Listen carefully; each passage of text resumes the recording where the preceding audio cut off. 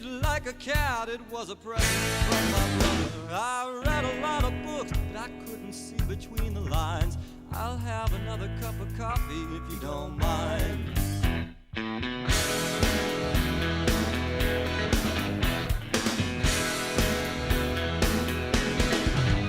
Well, her hair is as black. And just like that, we're live. Just like that.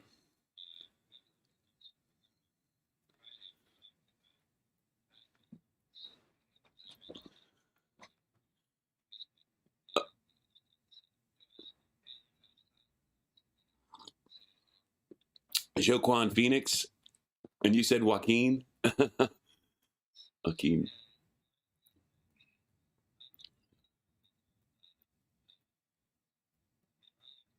Uh-huh.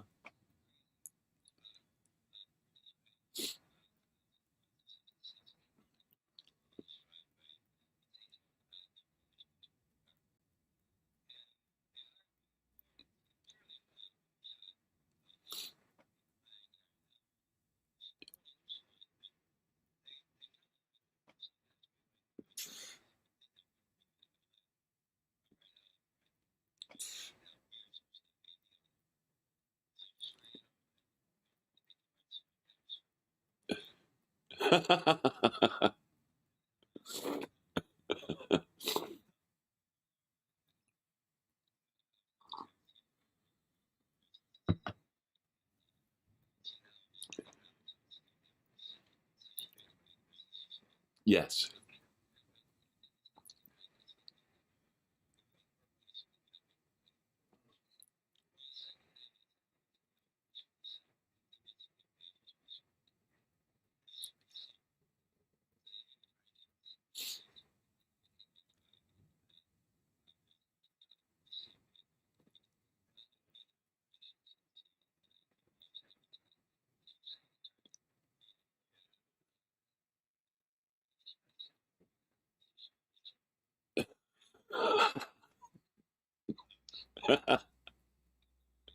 Yeah.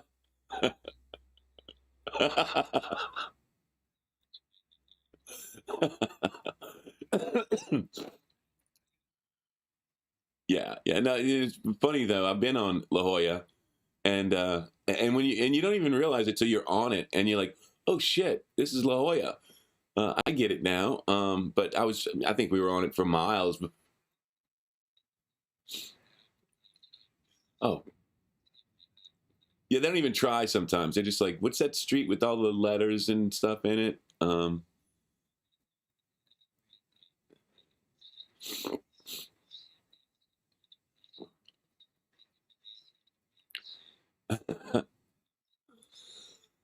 Not to mention, Calliope down here is not Calliope. It's Calliope. It's Calliope, right?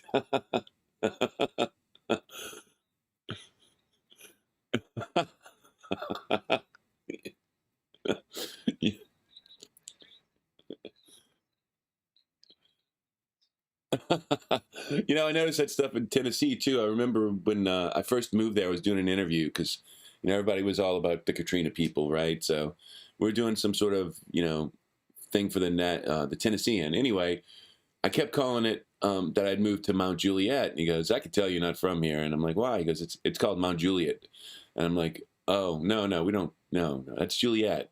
I mean, come on." The French pronunciation, right? Lafayette's not Lafayette; it's Lafayette's. They screw it all up. There's a street called Demon Bruin. Oh, that's interesting. Thanks, Luis. We appreciate you. We've been talking all this time, and you the whole La Jolla thing. Talk to me now. Let's see if is it work. It sounds funny, but it's working. Thank you, Luis. We're trying to work on it now. Thanks for texting me. Yeah, thanks, Luis. So, but it sounds funny, but let's see why. Great story. That was a great story, the La Jolla story. Damn it, we have to do it again. We don't have to do it again, but what is going on with you? I mean, we can. Yeah, you should actually, because we started, guys. You heard my side of it when I was looking for Joaquin, and Paul actually fixed it with Joaquin, right? It's Joaquin. We got that right? Joaquin. Joaquin. So, and then he went on to tell this wonderful story about So, California. I sound now? Go ahead. You can. You should be Am I on. sounding? You should be on now. I'm sounding Yes. now. Right. So yes, we opened up with your mispronunciation of Joaquin Phoenix's name, Academy Award winner Joaquin Phoenix. Right. And to make you feel better, I said that when I was younger, in 1989, I was working on this movie called Beyond the Groove. It was a made-for-British television movie. My friend Alan Breton was AD on that, who was the AD on Your Honor that I was just in. I've known him for years. And so he hires me, and, you know, it was fun. It was this thin plot of a British banker comes out of his house and finds a 66 Cadillac convertible in his driveway that takes him on a magical mystery tour of American music. And in New Orleans, we got to film K.D. Lang, and we got to film Lyle Lovett and Aaron Neville, and it was just, and the Dirty Dozen Brass Band. It was great. So they decided they liked me and my friend Dickie Wentz, and they asked us if we knew LA, and we go, yeah, we know LA. And they go, okay, we'll fly you out, and you can be PAs for us out there. So they fly us out, and the second day, I get sent on a run to the office from the set where I got to go get new pages, new script. So they say, okay, take this street and you take a left on La Jolla, and you'll be a mile and a half, you be at the office. So it's like a 15-minute trip from wherever the Griffith Park, wherever we were, to the office. And now I'm 45 minutes into a trip, and I don't have cell phone. There's no cell phones back then, 1989. So I'm stopped at the same payphone at the same intersection, where I'm supposed to be turning. And I'm frustrated. I call the office to go, look, I'm following the directions to a T. But after I get to the street, you say to turn left on La Jolla, and there is no La Jolla here. There's a La Jolla here. And the person on the phone went, oh, right. You know LA. So let's take a left on La Jolla and go to the office, and we'll explain all about La Jolla. That's funny the second time too. The cover was blown on the first day, Yeah, so you would. It was, like I got to Griffith Park, we were shooting, and I've been told my whole life, sunny Southern California, man, everybody's in shorts and we can hang loose. I get to Griffith Park at 4 a.m. And it's freezing ass cold, because that's what it's like in the mountains in Los Angeles at 4 a.m. And I'm shivering in my shorts, and they're all laughing at me like, what's up with you, Paul? Aren't you dressed for it? I'm like, it's sunny Southern California. And all just cracking up at me. They sent me to wardrobe to get a jacket and hat and get them dressed. Get him dressed. Jesus Christ. Fucking rookie. My friend Laura Lancaster had gone out to make her way in the world, and she let us sleep on her guest bedroom. Dickie had the bed, and I had the floor. And in exchange for letting him have the bed, when we went to buy the food for craft service, because we were doing everything on this movie, we'd have to get up an extra 2 hours early to go to Ralph's to buy food for craft service. And Dickie would let me sleep in the car while he did all the shopping. That's because I gave him the bed, Laura, who was letting us sleep on her floor and went out there to seek her fame and fortune, now is the head of Amazon Studio. So she did okay for herself. She did fine for herself. Good for her. And did she just buy Coming to America for Amazon? Because I didn't see it yet, but I heard good things. I think that deal was probably in place before she got the she gig. Just got there? She just, they announced the gig like 2 weeks ago or something like that. Yeah. So that was in the works for a while. But she used to be the head of drama at NBC for like 10 years. So she's... Well, what's interesting about Amazon? They've been moving towards this. Remember, what Miramax was doing in the 2000s and stuff, where they were just trying to make movies that were just a little bit more character driven. And Amazon's been kind of trying to pick up that model. And it's interesting how the one thing the pandemic has done is it's changed the way movies are released. Right. We might, I don't know what's going to do to theaters, and I love theaters, but I do know that Nomadland went straight to Hulu, and The United States versus Billie Holiday was a Hulu movie, and they were wonderful, and the immediate access, especially given the pandemic, but given the modern age of instant gratification and one click and you're there, it was fantastic to see Frances McDormand in a brilliant movie, the week it came out. Right. Without, But I haven't. And same Billie Holiday was amazing. So it's changed the way directors can tell their stories, because they don't have to go to the major film studios, and they don't have to get a $200 million budget and hope that they can get big opening weekend. They can make a film for whatever the budget is that tells the story, and they can get it released on Amazon, or they can get it released on Netflix, or they can get it released on Hulu. And they get to make their art. Right. And get to see the art, and critics get to judge the art. But the main thing is you get to do.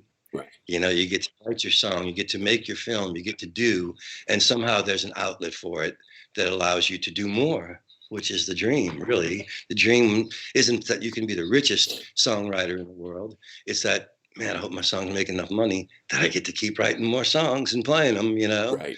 That was life for my whole life, you know? Like, even when I was in Cowboy Mouth, I hope we did well enough that we get to keep doing it, you know? And then when I split, I hope I do well enough by myself that I just get to keep doing it, you know? Because I really like doing it. I enjoy doing it. So I hope that we can keep doing it.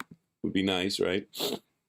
Well, that's why when I lost my voice, it was weird to like, oh, what do I do now? You know?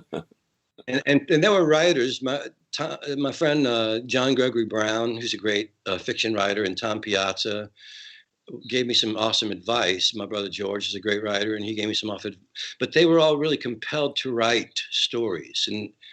And that was the key for me, was that I wasn't really compelled to write stories. I was compelled to write songs. I mean, I couldn't stop for a while. I haven't written in a couple of years since I need my voice to write, but that was what I was compelled to do. I didn't feel I was compelled to sit down and write every day. And that's why this has been kind of fun. I'm telling stories to you. Stories mostly that you know, but sometimes you'll ask me something crazy like, you know, did you bungee jump? And I'll go, come on, you know that story. Right, I didn't bungee jump, schmungy jump. Schmungy, baby, we're schmungying. I did that. Distracted on me. Did I do what to you? You're distracted. No, I wasn't distracted. I was thinking, but not about you. See, you're right. Maybe I was distracted, not thinking about you for a second. You know, today I was wearing a, you know, I've been doing this green screen thing. It just occurred to me I was wearing a green sweater. And so I looked up at myself when I was doing my test, and I had no body. I just had a head. And it reminded me, you remember Jason Lee? There was a show that he was on television. My Name is Earl. And there's an episode where they go to like a TV studio, and his brother, who's the kind of the moron of the show, is wearing green, and he's walking through where they're doing the weather, and his whole body disappears, and he's just a head, and he looks down and he starts screaming and freaking the fuck out. What happened to my body? And anyway, I was just sitting there playing with it a minute ago. Where is that green? Oh yeah, here it is.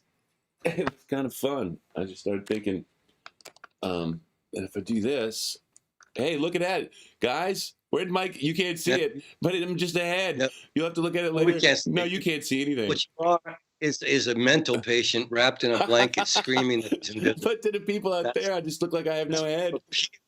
To me, you appear a crazy person wrapped in a blanket screaming, I'm invisible, you can't see me. Yeah, I think it's a lot like that. One Flew Over the Cuckoo's now. I'm doing my Jack Nicholson, that's all. I'm just doing my Jack Nicholson. One flew east, one flew west, Mikey flew over the cuckoo's nest. That's right.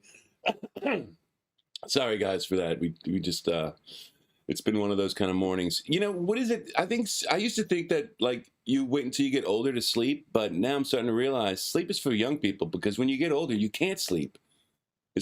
No. I have a sleep schedule. I go to sleep at pretty early in the evening, and I wake up, 16 times, all right? It's ridiculous. And then at 5 o'clock, I decide it's time to get up and light the candles and meditate. But 1, 2, 3, and 4, I'll get a check-in. I'm sorry, but yeah, man, you start getting loopy from not sleeping. Sometimes I feel like I'm getting. I get a solid 4.5 hours. Yeah, that's about right. I mean, I couldn't. At 20 years old, I had to have 10 hours of sleep. It was like, I mean. Yeah, well, we're drinking a lot more too. You're probably right. Now I drink a lot of coffee. And staying up really late. Yeah. Now I drink a ton of coffee. That's like, we wouldn't even think about going out until 11 o'clock at night. I mean, a friend called and was like, we're going to go see a band. Okay, great. I'll pick you up at 11. You pick me up at 11. Get there early for, fuck.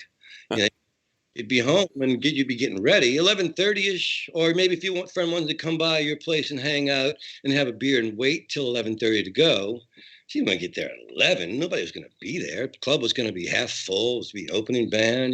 You're absolutely right. And I was thinking about Alex's new song from the Wright brothers with Late So Early, and kind of well, that's how it started. We started talking about how, none of us hang out late anymore. And Alex was like, oh, yeah, it gets late pretty early these days. Yes, and then it's a song.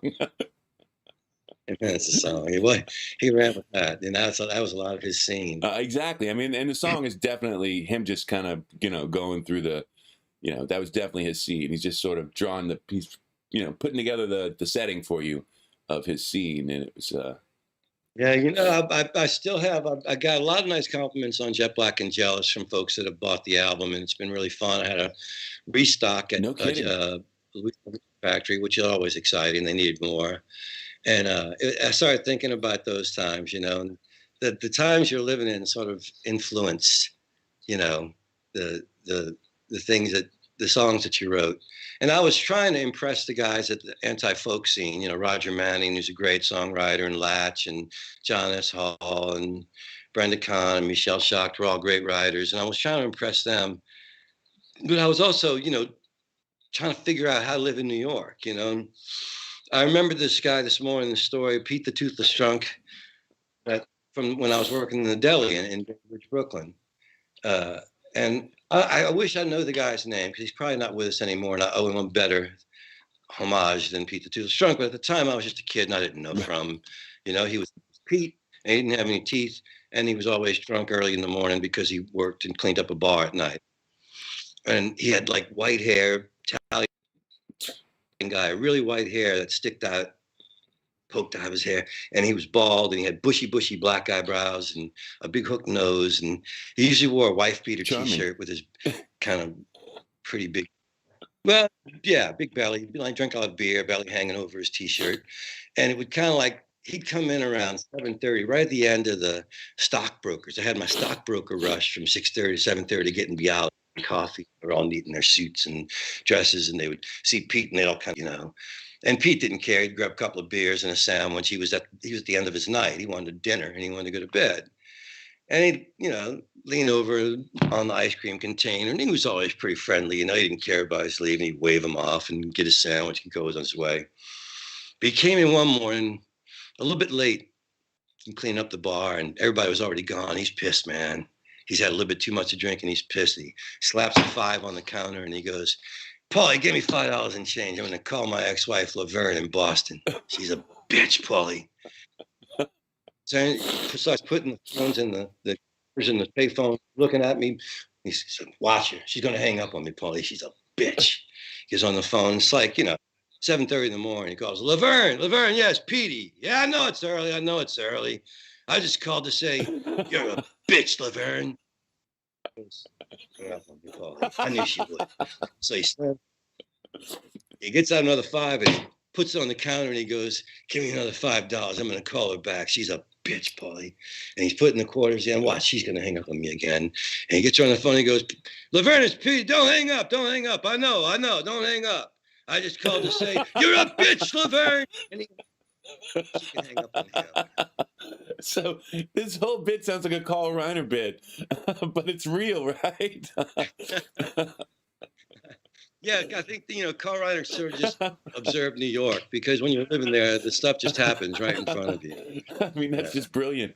Watch, she's a bitch. Watch, you're a bitch, and then self-fulfilling prophecy. I think anyone under that circumstance would probably be a bitch. I'm just, just my thoughts. Yeah. Not much of a chance, granted.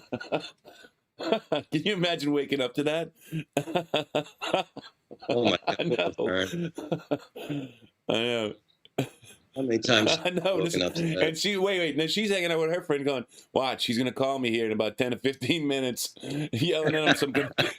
Because, that's my first time seeing it, and it stayed with me my whole life. But now that you mention it, it was probably a fairly common occurrence.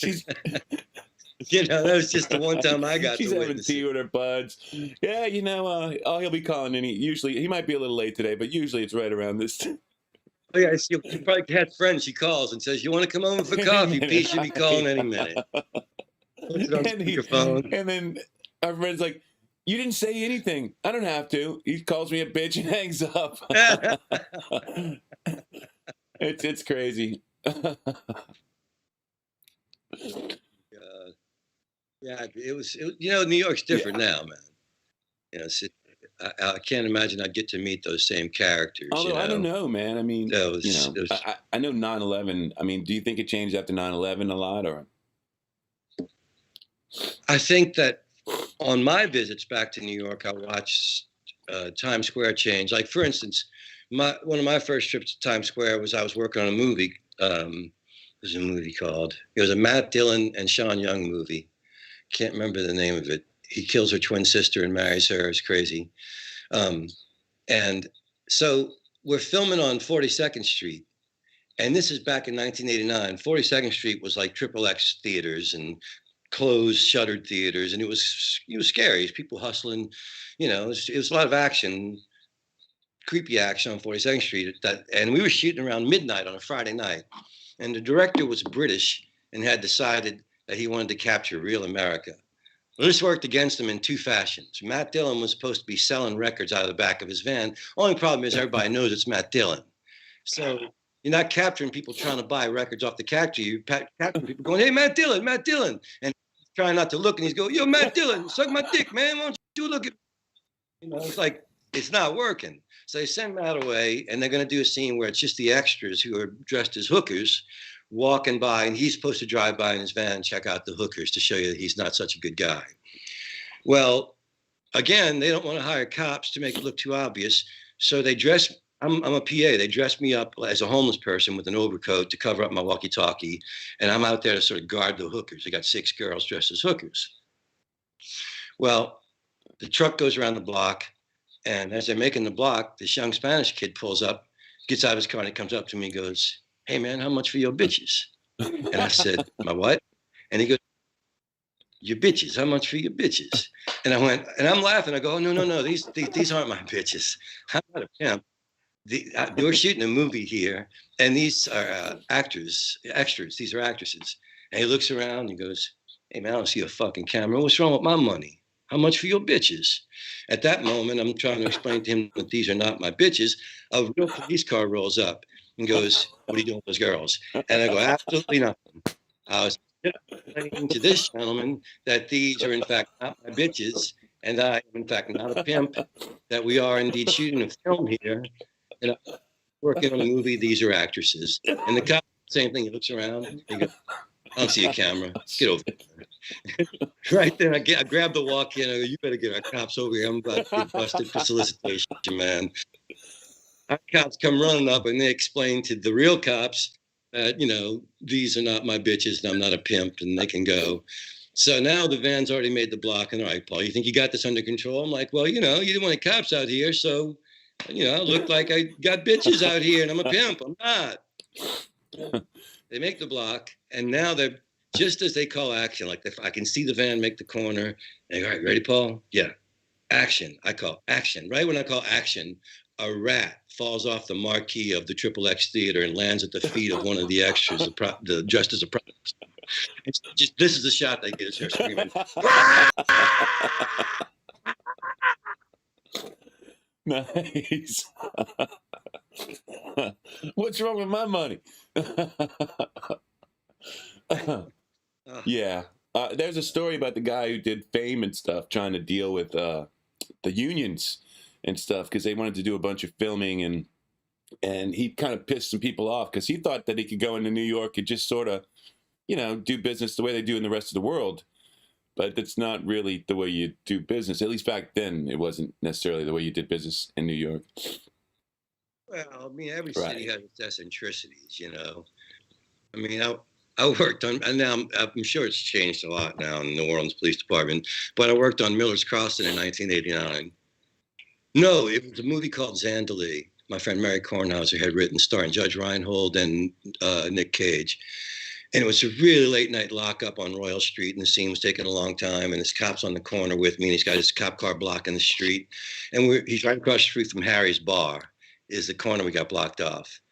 And it's been like way longer than it was supposed to be. And he turns to me and goes, I'm going into Harry's to get a drink. just, watch the corner. I said, well, what happens if somebody comes up and wants to get through? He goes, my gun's on the front seat. Shoot him. That's brilliant.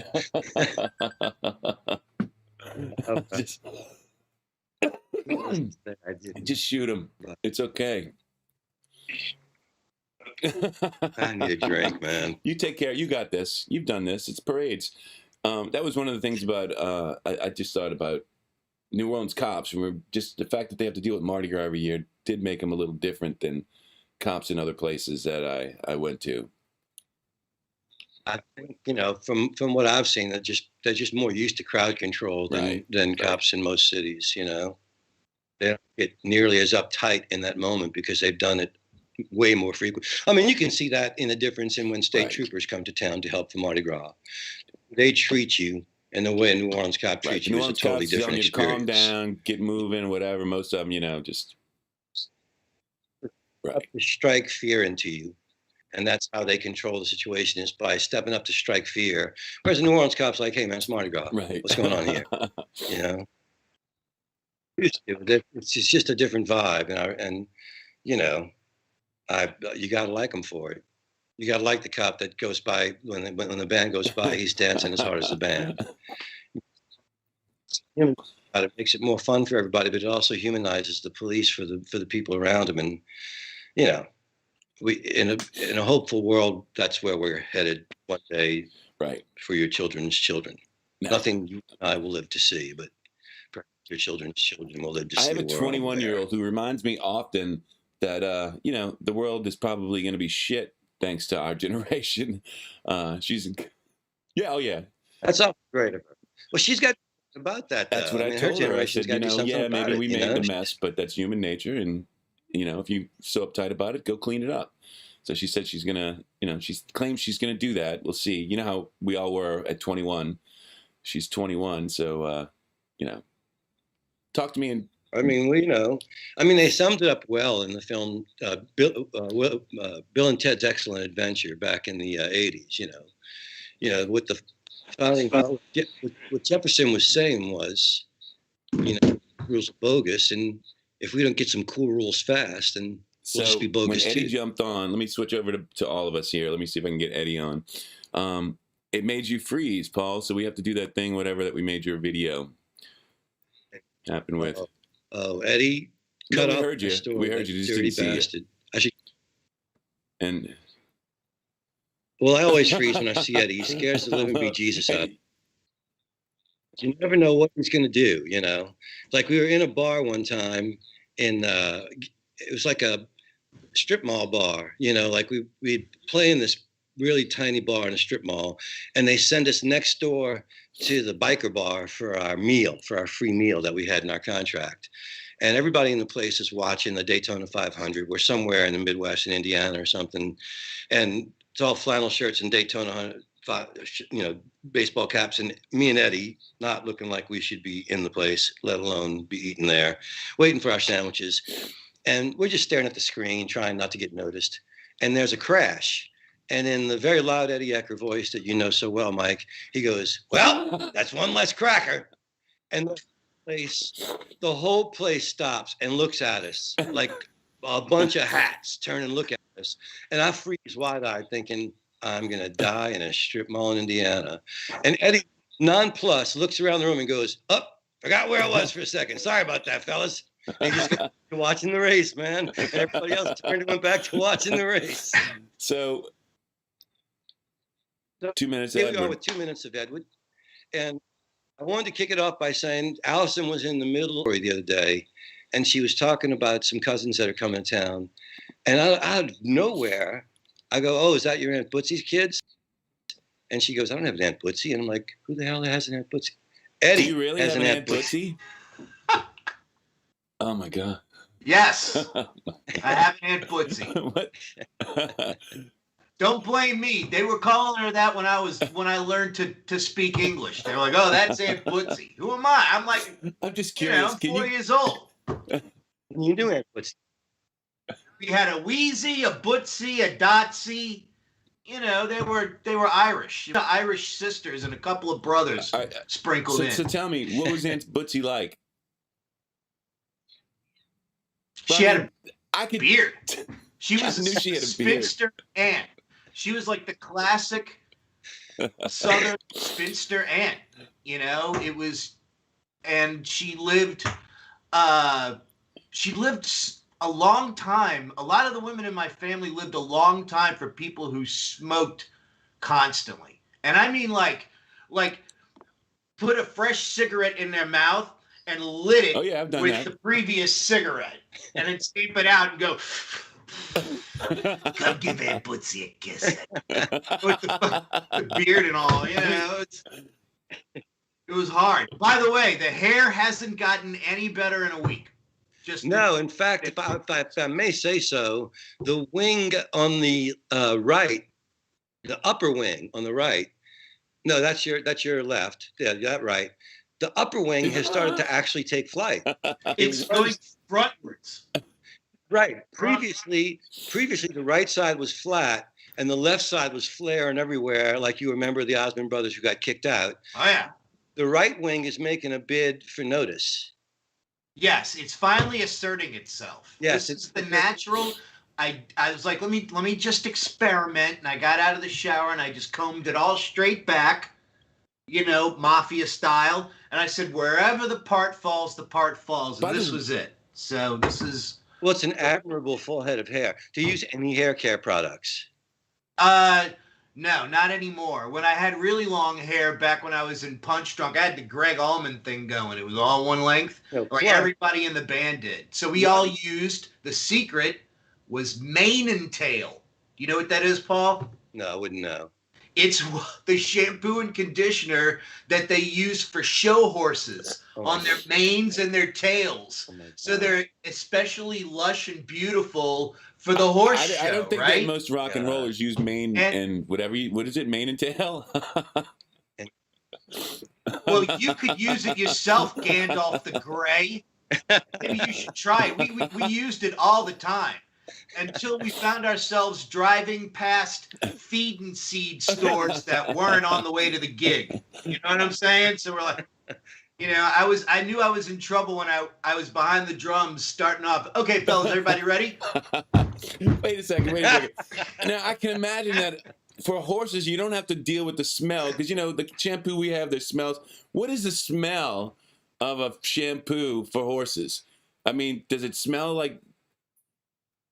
Well, I'm telling you this, it's not papaya. I wouldn't think it would be exactly pleasant. It's like, yeah, just stay over there and look good. It's kind of neutral, you know, because there's no point that's my in perfuming a horse's mane when you're all in a barn filled with horse poop. That's why I don't understand how people go to those Dolly Parton stampedes and they're like, oh, here's a meal that you're going to eat in a barn and everything smells like horse poop. And I'm like, this is not appetizing. I don't want to eat half of a little chicken and a potato with my bare hands. And it stinks. You know, that's crazy. By the way, I have a crazy NOPD story for you guys. And it's not it's not a racist one, which is I know. Well, it just shows you how rare it is. So this was when I was in college that year, and me and two buddies were like, let's go see a movie, and then we're gonna go out and rage. We're like, oh, great. So what are we gonna see? Oh, well, there's the Stanley Kubrick movie, man, and it's playing at the Robert E. Lee Theater. That's the racist part. And what's it called? Full Metal Jacket. All right, let's go check it out, man. So we sat there and watched Full Metal Jacket. And then by the time we left the theater, all three of us had PTSD. It was like we had all gone through Marine boot camp and decided to blow our brains out in the bathroom. And so we're like, well, obviously we're not going to go out and party. So it's kind of late. I mean, like really late. And we were like, let's go to Nick's. It was like a weekday or something. Nick's Bar is on Tulane Avenue across from the old Dixie Brewery. Like right there, and it was nasty. Like it had all these sugary drinks, and they would just take those plastic shot glasses and put them over the lids of all the liquor bottles. You know, it like a rat couldn't just go, you know, and so there's all these grenadines and simple syrups and curacao and all this stuff, you know. And at night, when the bar closed, you could literally see the rats come out of the brewery across Tulane Avenue, go into the street drain, and come out of the street drain across Airline Highway and go into Nick's. It was that kind of a dive. Am I lying or am I dying, Paul? I never went, so I can't attest. It was so bad, Paul Sanchez wouldn't even go to it. And like, believe me, he has low standards too. Oh, I definitely had low standards in my 20s, for sure. Yeah, so here's 3 shell-shocked 19-year-olds, and it's the middle of the night, and we go into Nick's, and the lights are all off, but the door's open, and there's a cop car outside. So we go in, and we're all just, we plop ourselves down, and there's 2 NOPD in uniform at the far end of the bar with a bottle in front of them and 2 shot glasses. And our friend who was the bartender at the time with a pellet rifle. And he had poured some cream right on the top step, the middle step of the girls' bathroom steps. It was like a little 2-step dealie. And he was waiting for rats to stick their heads out of the hole under the steps to lick the cream, and he would try to shoot him. Like he hit 1 and missed 3 while we were there. And the whole time this is happening, these 2 cops are just progressively getting drunker and drunker as we go. And then like we finally had enough and was like, if this is I don't know why I never went there. I was No, I have to tell you, one of the reasons I never went there is like at 20 years old was because it was known as a kind of a pickup place. Oh, yeah. At 20 years old, I was afraid of girls, and guys scared the shit out of me. So me too. But when you were 20 years old, I was 8. Well, that's true. So this is why this is why he's afraid of me, Mike. No, Mikey tried to pull the old thing last show on me. He kept referring to me as old with Michael Service, who, by the way, is my age. And all I can tell he's you, old too. I mean, I have a driver's license. I know I'm old. You know, I was watching a movie, The Zen of Bennett. It was Tony Bennett. And it's his son was directing, and his other son was producing an album of him doing duet with young people. He crushed with Lady Gaga. It was some beautiful moments. He did a duet with Jonathan Mayer, and it was pretty cool. Jonathan Mayer's not quite the singer Tony Bennett is or Lady Gaga is, but he held his own, whatever. And after the session, they took him to a People magazine photo shoot.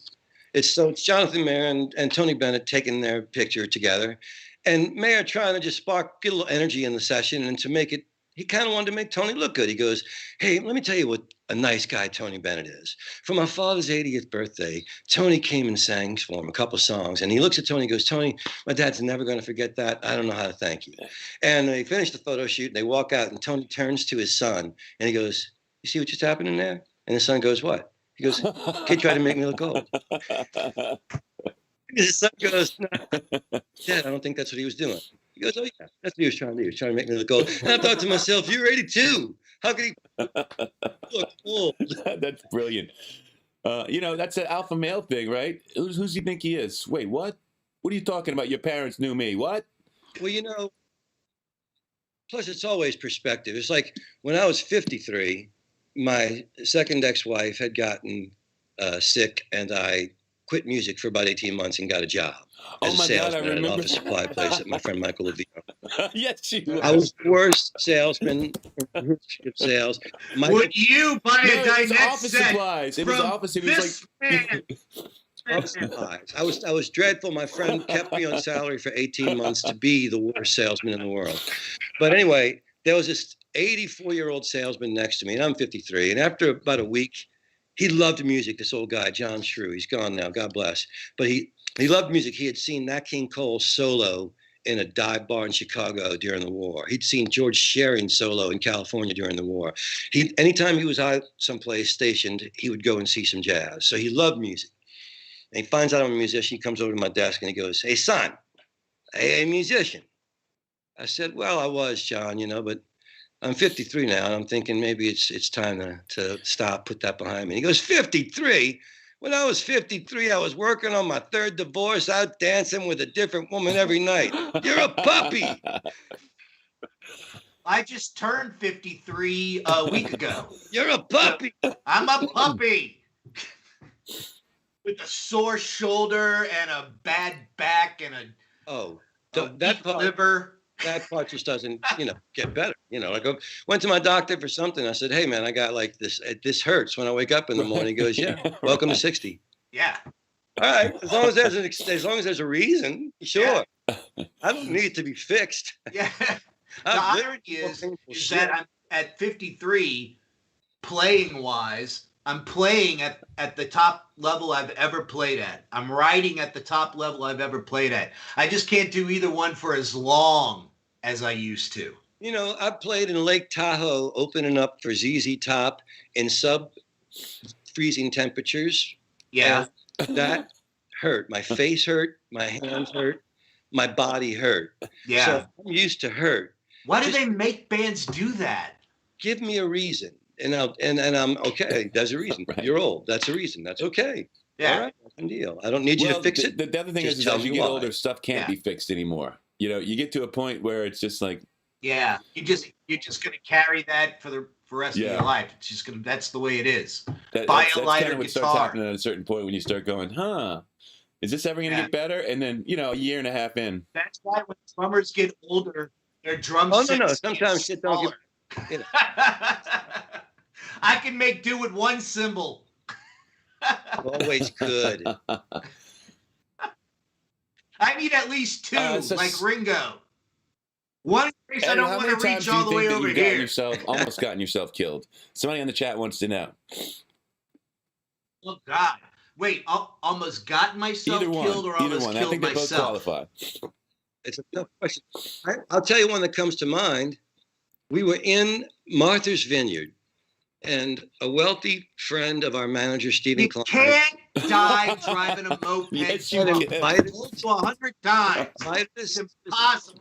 On It's the like other side of Martha's Vineyard. So we all took mopeds to go to this lobster boil, and there was this very wealthy girl who attached herself to Eddie and wanted to make him her mascot, her pet. a lobster boil is like a crawfish boil, except there are fewer of them. So Eddie was in no mood to be a rich girl's toy, and he's going to drive his drunk ass home. Only now it's gotten dark and a fog has set in. And by the way, not very many of us. Nobody makes a boy toy out of Eddie Ecker. That's how drunk I was. Not many. Yeah, that's how drunk he was. Not many of us are good on a moped, and Eddie and I were not among the good ones. By the way, Kathy's going to watch this later. Sweetheart, this was Wait, Eddie, if you talk over him, I can't hear either one of you. Hold on, go back. So it's long before Kathy. So we're flying down this hill because we're really trying to just get home through the fog. And of course, the safest way to get home through the fog in the dark when you're drunk is to drive as fast as possible so you get home before you hit anybody. And we're as fast as we can, and we come to an intersection which we all navigate except for Eddie, who's in the lead. He doesn't try to go through the intersection properly. He's going to take a shortcut over the sand dune. Really, mopeds aren't made to go through sand. I think I'd see it done on a TV show. He wiped out gloriously in the fog. I was like Evel Knievel. I was one of the only people to stop and make sure he was okay to continue. Without all that genius baggage. Yeah, you don't have any of that baggage. Yeah, sorry. Oh my. Those were great times. Those were great times. I remember the best part about Martha's Vineyard was Fred used to sing with his mouth right on the microphone, and he chipped out a little curved spot on his front teeth, and it was getting really bad. And I convinced him to go to a dentist to get it fixed. And so he's like, "Okay, Eddie, I will." And then I was like, "No Fred for 2 days." I'm like an unsung hero of that trip. Yes. Anytime you can make the bus a little less crowded, it's always a good thing. Anytime you can make the tour bus a little less crowded, it's always. Now, you guys rode. Cowboy Mouth was so cheap. They put 11 of us on Cowboy one Mouth. bus. Paul was like Das Bus. Yeah, that's not fair to say. We saw plenty of bands that packed that many into a bus. Exactly. It was as many bunks as the bunks. thing You had don't to. think some of those big bands use all of them? Yeah, but they didn't put the band gear in the luggage bay. Yes, they do. Just because we traveled with bands that were more successful than us, like Hootie and Matchbox 20, doesn't mean that there aren't other bands out there on our mid-level of success that are struggling for credibility. Not anymore, there aren't. They're struggling with the limitations of its own success. Phillip, you'll have to go afterwards and see what Philip said, Eddie. You probably... How old should my daughter be when I finally show her Almost Famous? I was thinking about that the other day. Not until her 30s, really. I won't be alive then. Allison and I had this conversation last night because the subject came up of this. We were watching this story, and I said, "Well, that young girl, she was 20. She's too young to be working in Hooters, where guys can see the thing and they get 20 is the perfect time to be working at Hooters. That's when you look the best. Which age do you think your daughters would be dating if you had daughters?" And I said 30. I would tell them to get a good education and establish themselves in a career and have their own money and be independent, and then to begin dating so that they can be choosier and not wind up with a bum like me. Well, right now, all the kids, they're all about gender equality. And my daughter is like, I wonder if I think I might be a lesbian. I'm like, let me tell you, it's not up to you. It's already been determined. Like the moment Mom's DNA and my DNA came together, it was decided. You have no say in the matter. Like once you get to the other side of puberty, everybody's going to pretty much know where they're at. There's lots of different places to be at, but it's like trying to guess. It's like trying to predict how the NFL draft's going to go. Does it ever go the way people say it's going to go? Never.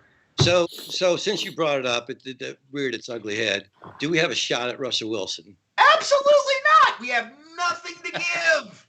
We have literally pissed away first-round draft picks. Wait a second. I heard a crazy theory that Drew Brees is going to play next year. No. $1 million. And I'm like, I'll pay him $1 million not to play. Wait a second. Russell Wilson is leaving the Seahawks?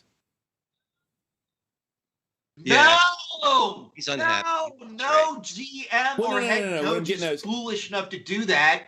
And the price he would command is more than most teams can pay. Look, I think only the Jets have enough draft picks, have enough draft capital. There's maybe like one or two teams that have enough draft capital to make a trade like that happen. But you can pick that guy. Why get some older guy when you have the very first pick in the draft and you can get the best guy that's young? Get him on a rookie contract. Tom Brady kind of proved to everybody that if you get a lot of these teams just need the right quarterback. That Super Bowl win was manufactured. Oh, yeah, of course it was. Because that's definitely in their interest. Shut up. I'm sure they're figuring out ways that they can further water down the brand so they can lose all that money. Okay, we have to back out of a corner. Now we have Angry Eddie. We can't unleash him because that's way more than. Yeah, I don't like getting this emotional about the Saints in the off season. Who am I, buddy? Somebody from up in Seattle, I'm assuming, at Washington State, just said, "He's ours, Paul. You can't have him." So obviously somebody on here is up that way and said, no, talk about, no, he's ours. I told you I'm talking sense here. I know it looks like I'm drunk. Drinking out of my Okeanos cup. Which just disappeared into your background. I must thank Aunt Bootsy for the wonderful story, and Eddie for the great hang with 2 Minutes of Edward. And Nick's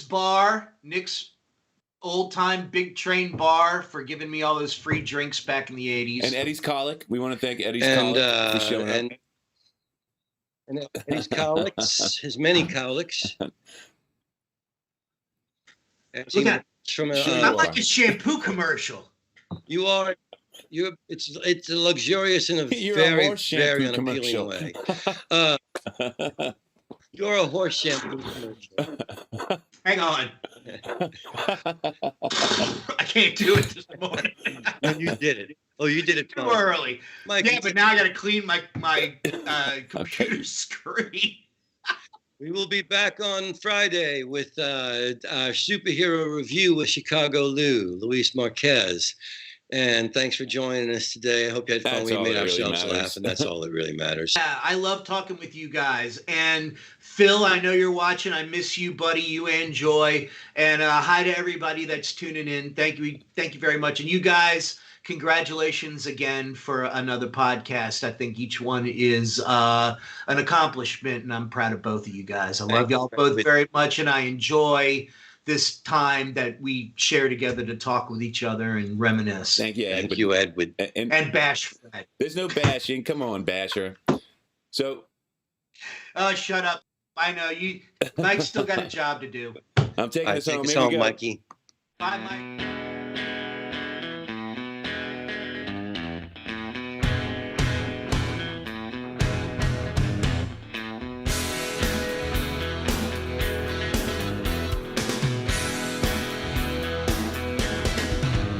Well, I used to keep my money in a cookie jar. It was shaped like a cat, it was a present from my brother. I read a lot of books, but I couldn't see between the lines. I'll have another cup of coffee if you don't mind.